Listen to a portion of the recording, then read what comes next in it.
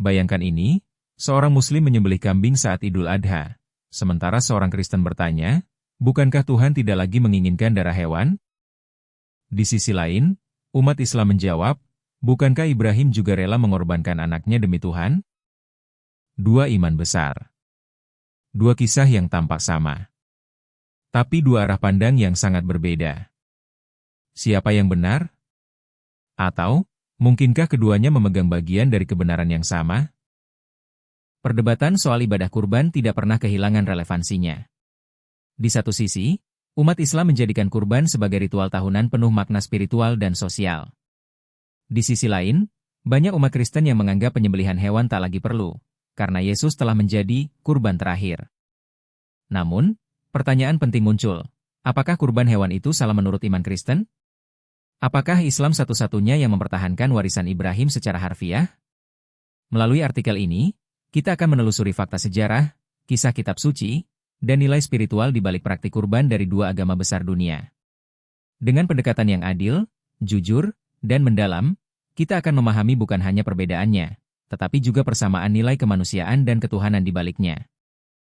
Tradisi ibadah kurban memiliki akar sejarah yang sangat tua dan dihormati dalam tiga agama besar Abrahamik, Islam, Kristen, dan Yahudi.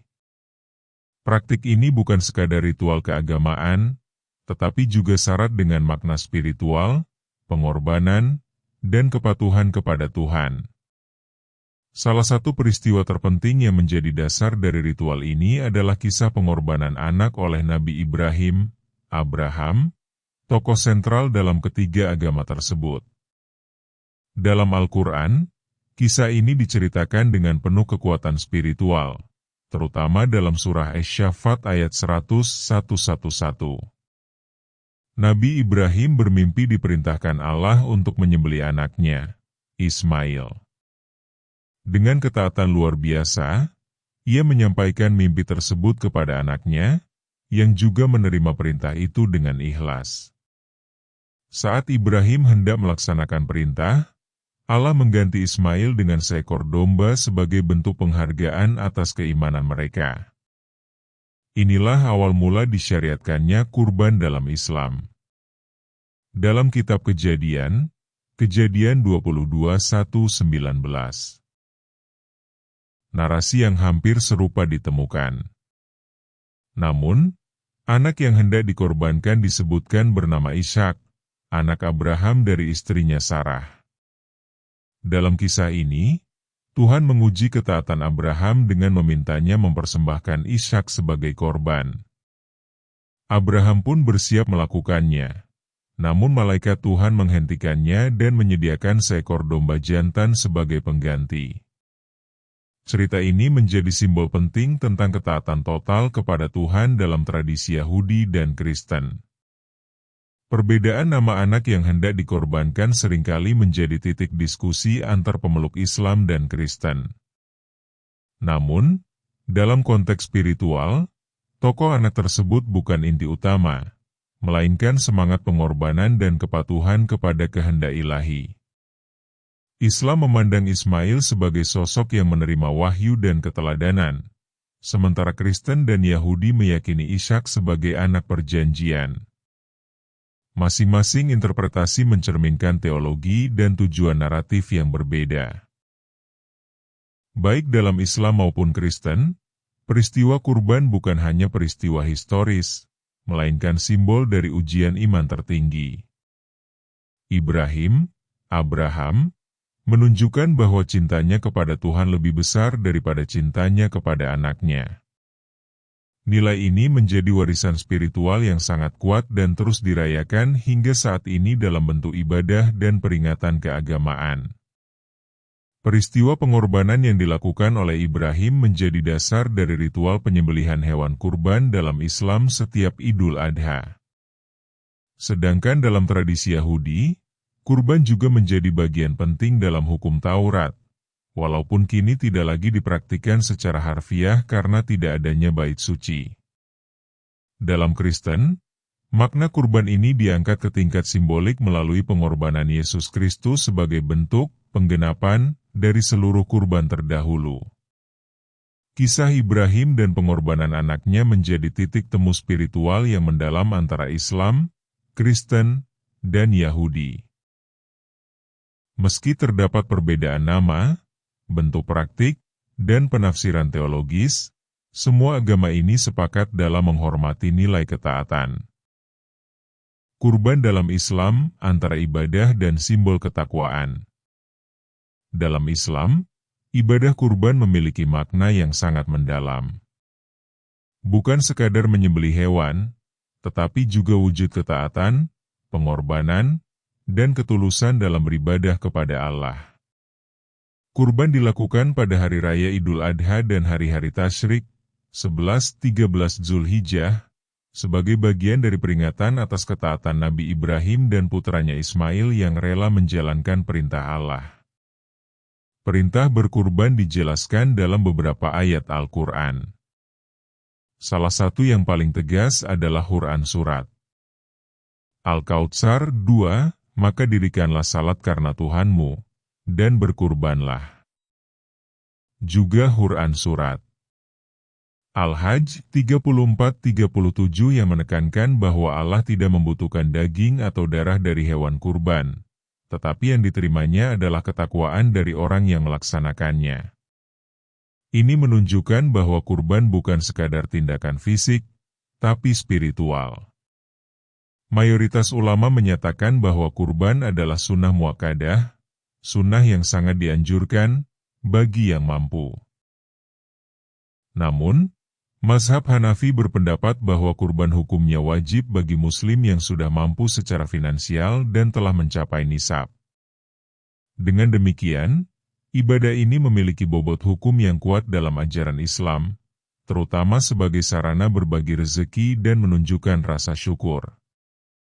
Islam menetapkan syarat-syarat tertentu terkait hewan kurban. Hewan yang sah dikurbankan adalah unta, sapi, kambing, atau domba yang sehat, cukup umur, dan tidak cacat. Penyembelihannya harus dilakukan dengan menyebut nama Allah, dan dilaksanakan pada waktu yang telah ditentukan. Semua aturan ini menekankan pentingnya adab dan etika dalam mempersembahkan ibadah kepada Allah. Selain menjadi bentuk ibadah, kurban juga sarana memperkuat solidaritas sosial. Daging kurban dibagikan kepada keluarga, tetangga, dan terutama kepada fakir miskin. Dalam konteks ini, kurban bukan hanya hubungan vertikal, habl min Allah, tetapi juga horizontal, habl min anas. Memperkuat ikatan sosial dan mengurangi kesenjangan dalam masyarakat. Kurban melatih umat muslim untuk tidak terikat secara berlebihan kepada harta benda dan mengajarkan pentingnya keikhlasan. Dengan menyisihkan sebagian harta dan menyembelih hewan terbaik yang dimiliki, seorang muslim belajar menundukkan hawa nafsunya dan memperkuat hubungan dengan Sang Pencipta. Kurban menjadi sarana penyucian jiwa dari sifat kikir dan cinta dunia. Melalui ibadah kurban, umat Islam terus-menerus diingatkan akan warisan keimanan dan pengorbanan Nabi Ibrahim. Setiap tahunnya, jutaan muslim di seluruh dunia melaksanakan kurban dengan semangat yang sama, ketaatan mutlak kepada Allah. Kurban bukan hanya ritual tahunan, melainkan bagian dari identitas spiritual umat Islam yang menyatukan ibadah, kepedulian, dan ketakwaan dalam satu tindakan konkret. Pandangan Kristen dari kurban hewani ke pengorbanan Kristus. Kurban dalam Perjanjian Lama, penebusan dosa dengan darah hewan. Dalam tradisi Yahudi Kristen awal, Perjanjian Lama, kurban hewan merupakan bagian penting dari sistem ibadah. Hewan, seperti domba, sapi, atau kambing, dipersembahkan di Bait Allah sebagai penebus dosa umat. Kitab Imamat secara rinci menjelaskan berbagai jenis kurban, kurban bakaran, kurban penebus dosa, kurban keselamatan, dan sebagainya. Tujuannya adalah untuk menghapuskan dosa dan memulihkan hubungan umat dengan Tuhan melalui perantara darah. Dalam konteks Alkitab, darah dianggap sebagai lambang kehidupan. Oleh sebab itu, pengorbanan hewan yang melibatkan penumpahan darah dipandang sebagai tindakan suci untuk menebus dosa manusia. Ibrani pukul 9.22 menyatakan, tanpa penumpahan darah, tidak ada pengampunan. Ini memperlihatkan betapa pentingnya simbol kurban darah dalam tradisi keagamaan Yahudi yang juga memengaruhi awal kekristenan.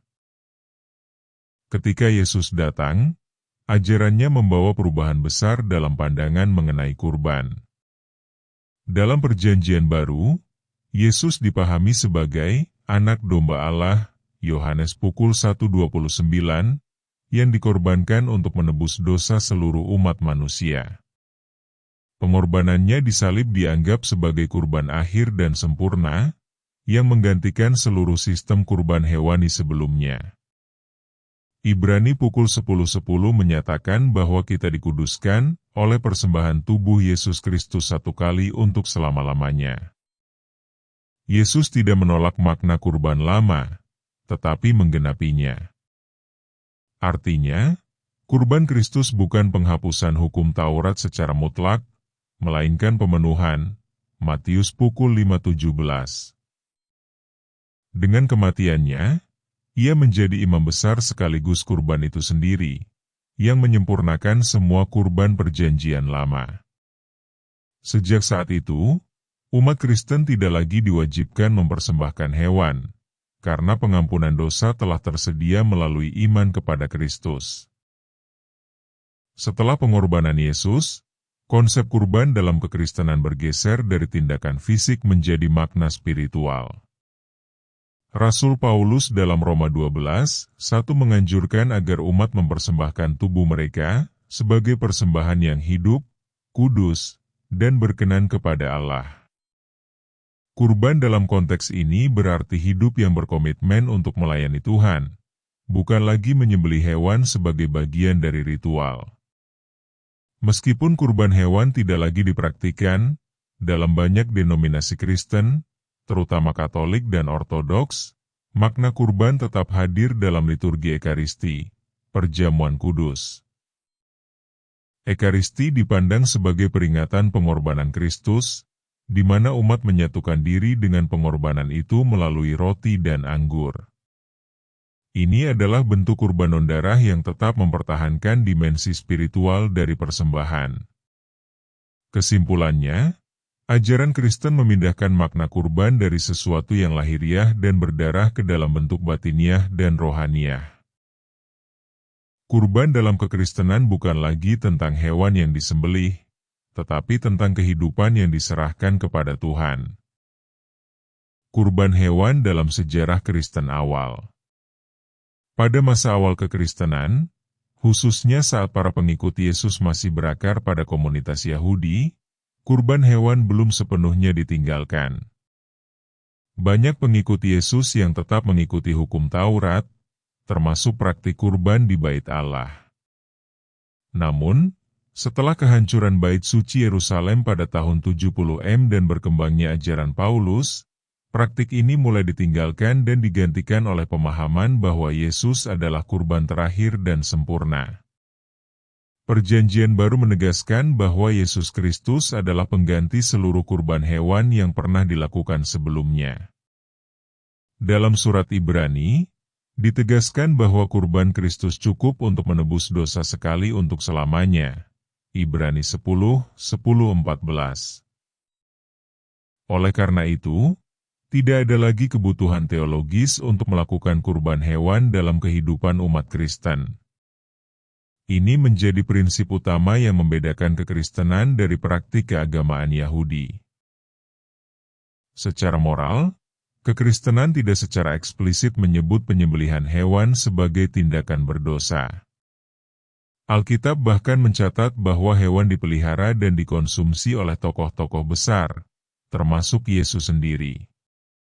Namun, ketika penyembelihan hewan dikaitkan dengan ibadah atau penebusan dosa, umat Kristen meyakini bahwa tindakan itu tidak lagi relevan atau diperlukan karena pengorbanan Kristus telah menyempurnakannya.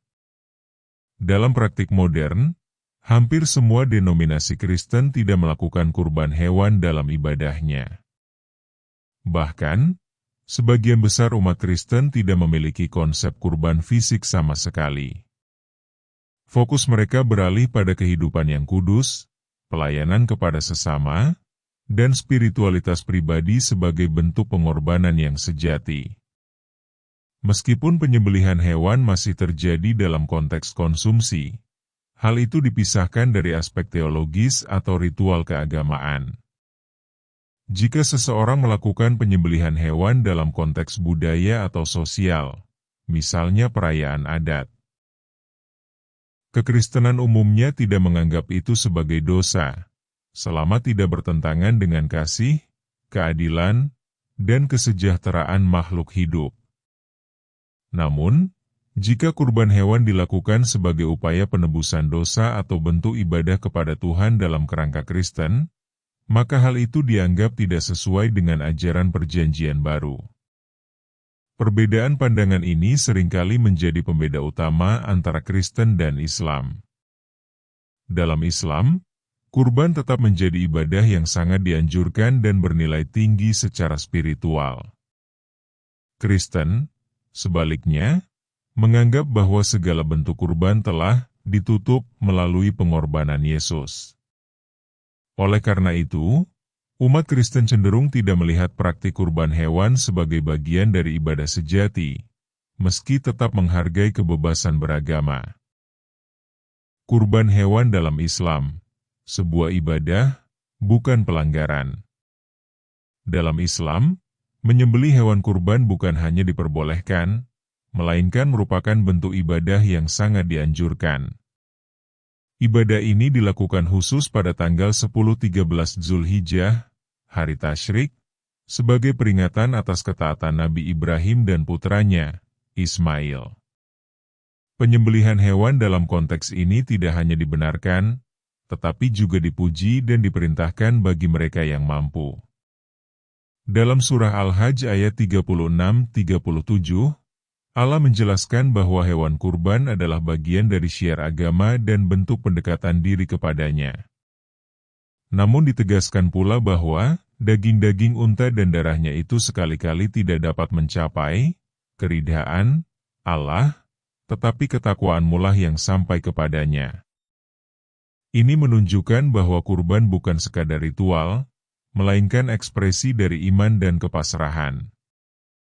Islam mengatur penyembelihan hewan kurban dengan ketat agar tidak menimbulkan kezaliman. Hewan yang dikurbankan harus sehat, tidak cacat, dan disembelih dengan cara yang manusiawi, yakni menyebut nama Allah, menggunakan alat tajam agar hewan tidak tersiksa, dan tidak menyembelih di hadapan hewan lain. Semua ini menunjukkan bahwa Islam menjaga keseimbangan antara hak beribadah dan etika terhadap makhluk hidup. Penting untuk dipahami bahwa Islam membedakan jelas antara penyembelihan hewan yang sah sebagai ibadah dan tindakan menyiksa hewan secara semena-mena.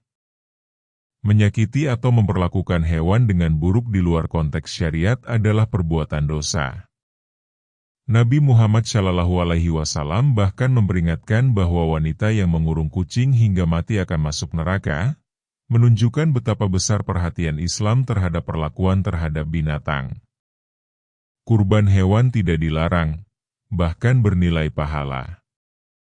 Alih-alih dianggap salah, berkurban bagi umat Islam yang mampu justru mendatangkan pahala besar. Hadis riwayat Tirmidzi menyebut bahwa tidak ada amalan anak Adam pada hari Nahr, Idul Adha, yang lebih dicintai Allah selain menyembelih hewan kurban. Pahala mengalir dari setiap tetes darah hewan yang dikurbankan, selama dilakukan dengan niat yang benar dan sesuai tuntunan. Islam juga mendorong pembagian daging kurban kepada orang miskin, kerabat, dan tetangga. Ini mencerminkan nilai-nilai sosial yang kuat dalam ibadah kurban, yaitu keadilan distribusi, solidaritas, dan menghapus kesenjangan. Dengan begitu, kurban menjadi ibadah yang berdimensi individual sekaligus sosial. Dari berbagai dalil dan praktik Nabi, Jelas bahwa menyembelih hewan kurban tidak hanya tidak salah, tetapi merupakan bagian dari syariat Islam yang mulia. Selama dilakukan dengan adab dan sesuai syariat, kurban adalah bentuk nyata dari ketakwaan, pengorbanan, dan kasih terhadap sesama. Dua pendekatan iman terhadap kurban. Islam dan Kristen, meskipun sama-sama bersumber dari tradisi Abrahamik, memiliki pendekatan yang berbeda dalam memaknai kurban. Islam mempertahankan bentuk praktik penyembelihan hewan sebagai ibadah yang nyata dan terstruktur. Sebaliknya, Kristen mengambil pendekatan simbolik, di mana pengorbanan Kristus menggantikan semua bentuk kurban fisik, termasuk kurban hewan.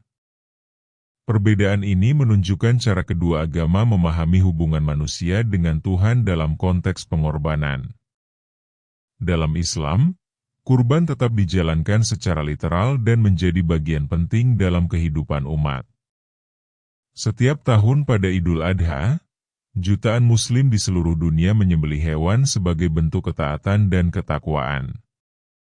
Kurban ini bukan hanya mengenang kisah Nabi Ibrahim, tetapi juga menjadi sarana penguatan spiritual, pembersih jiwa, dan jembatan kepedulian sosial.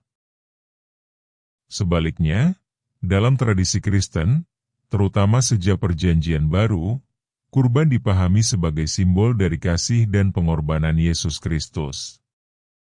Karena pengorbanan Yesus dianggap sebagai kurban sekali untuk selamanya, maka tidak ada lagi kebutuhan akan kurban fisik. Kurban dalam kekristenan lebih ditekankan pada sikap hidup yang rela berkorban, melayani sesama, dan hidup dalam ketaatan rohani. Islam memberi tempat penting pada tindakan konkret, menyembelih hewan, membagikan daging, dan melibatkan niat yang lurus. Ajarannya menekankan bahwa amal perbuatan nyata adalah bagian dari iman. Sementara itu, Kristen menekankan makna simbolik. Kurban tidak perlu diwujudkan secara fisik, karena yang terpenting adalah iman dalam hati dan perubahan hidup yang mencerminkan kasih Kristus. Meski Kristen lebih menekankan simbolisme, Islam pun tidak menafikan makna simbolik dari kurban. Dalam Islam, daging atau darah hewan bukan yang utama, tetapi ketakwaan.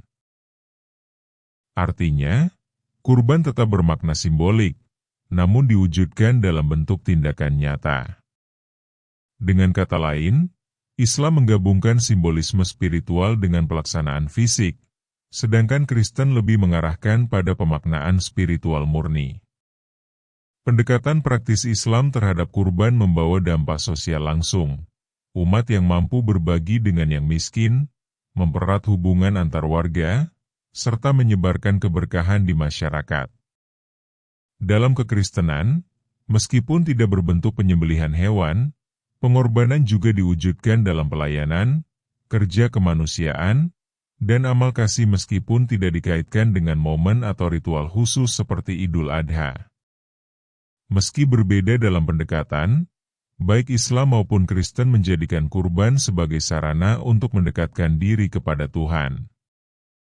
Islam mengekspresikan hal ini dalam bentuk ibadah fisik yang penuh makna spiritual.